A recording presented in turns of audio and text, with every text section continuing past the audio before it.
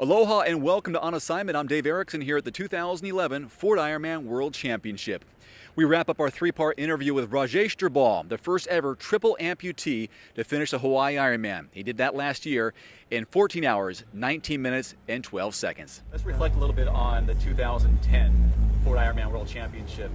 You come here on an island where all these amazing athletes are here, and you're taking on a challenge that no one had taken on before, a triple amputee, correct? Right, that's correct, yeah.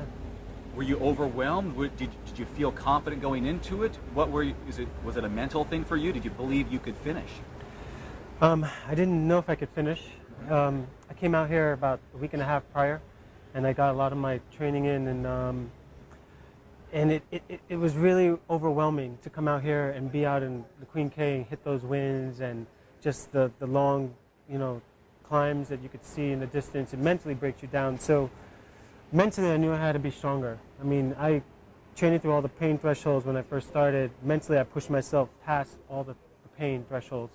So I knew mentally I had to be stronger. So that's what really kind of focused me in when I came out here last year, to mentally prepare my game. And then I knew in my head that I wasn't going to come off this course unless it was in an ambulance. And I knew as long as I make the cutoffs, I'll be fine.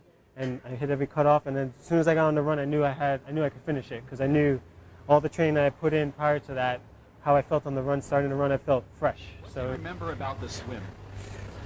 The swim, I remember that it was a frenzy.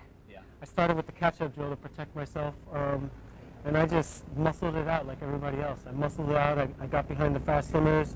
I edged my way in. When there was an open piece of water, I made a move and moved up, and I just swam as hard as I could. And I knew exactly what I could do, because I trained ridiculously hard in the pool. Because being a triple amputee, I only have one hand to propel and to pull, to catch water with. Yeah. So that was the big, concern, is can I make the swim cutoff? So I swam ridiculously hard in the pool. So when I got into the swim, I just swam hard like everybody else.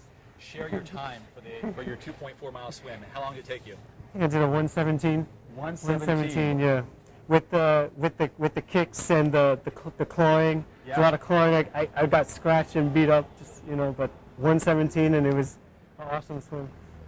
Yeah. Tell me about the bike now. What do you recall about the bike? Is it as challenging as they say with the winds out there? Oh, definitely. I don't bike with an arm, so I'm maneuvering my bike with really just one arm.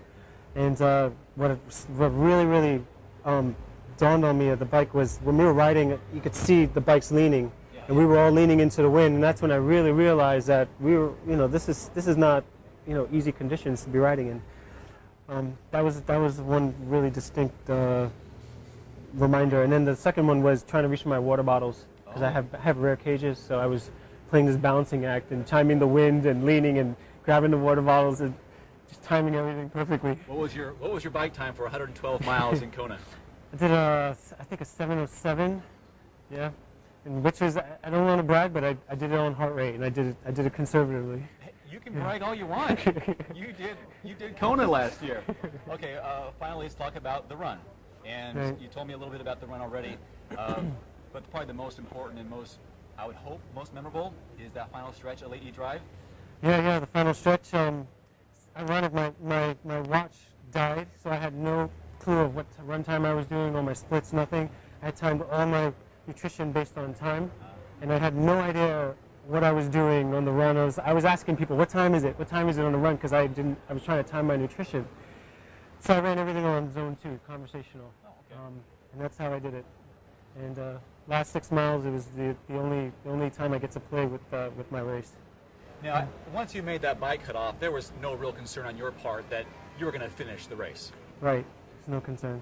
And so was there a time when you just kind of let it, soaked it in, enjoyed it, or were you still striving to break a certain time, a certain goal? No, I slowed down to enjoy it. I stopped and walked with some guys who were throwing up, and I tried to coach them through it and just mentally get them through it. There was a lady that was walking with her air cast on last year. I stopped and walked with her a little bit, and we had a little bit of fellowship on the course. Yeah. There was another guy, Dr. Joe Maroon. At the time, I didn't know who he was. I stopped with him, and he was stumbling around, and I helped him picked back up and going at mile 16. There's a few other young, older guys later out in the run course I stopped and had some words with. It's incredible the relationships you developed during a race, isn't it? Oh yeah, yeah. I mean, you talk about fellowship, the camaraderie, your shared experience, and and then you enter that family, the Ironman family. Oh yes, yes, definitely. Dr. Joe Maroon and I, we had that 10-second encounter, we call it, and didn't realize who he was. He was head surgeon of the Pittsburgh Steelers, and throughout this whole entire year, we've been having this great journey with him and I. So it's been such a awesome experience. Katie, the lady with the air cash, she's going to be my handler this year, in the for the challenge, for the race. So just a lot of solid friendships. What was your history-making Ironman time last year at the Ironman? Oh, 14 hours, 19 minutes.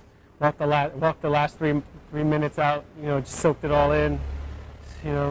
I surprised myself. We had a whole card, the Ironman fan, and everybody wrote their times out. I had a whole big squad, and everybody overestimated it. Even my coach, he overestimated by like an hour and a half.